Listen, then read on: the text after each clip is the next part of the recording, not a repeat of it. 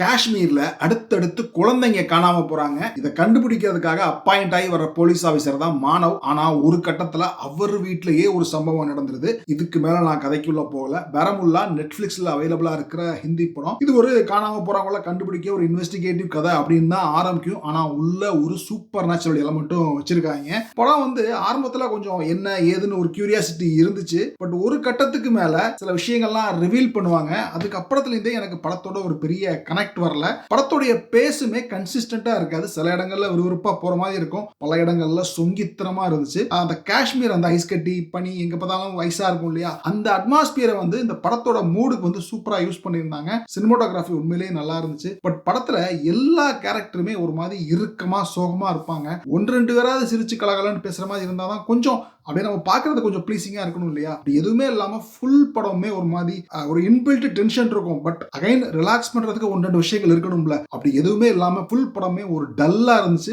படத்துல எமோஷனல் டெப்த்துமே இல்ல, எமோஷனல் கனெக்ட்டுமே இல்ல. ஏன்னா காணாம போறது குழந்தைங்க அப்படிங்கும்போது ஆடியன்ஸ்க்கு வந்து ஐயோ அந்த குழந்தைங்க திரும்ப வந்துடணுமே ஒரு பதட்டம் வரும் இல்லையா. அஸ்கு புஸ்கு அப்படி எதுவுமே வரல. ஸோ எனக்கு வந்து இந்த படம் ஆன் அண்ட் ஆஃபா தான் ஒர்க் அவுட் ஆச்சு. பெர்ஃபார்மன்ஸ் வைஸும் எல்லாருமே சுமாரா பண்ணியிருந்தாங்க. மொத்தத்துல இந்த படத்துல ஏதாவது ஒரு விஷயத்தை ஹைலைட் பண்ணி சொல்லணும்னா சினிமோட்டோகிராஃபி மட்டும்தானே தவிர, அதை தவிர எனக்கு படத்துல எதுவும் விசேஷமா தோணல. ஸோ ஓவராலா ஒரு ஓகேவான படம். எனக்கு பெருசா ஒர்க் அவுட் ஆகல. பாய்.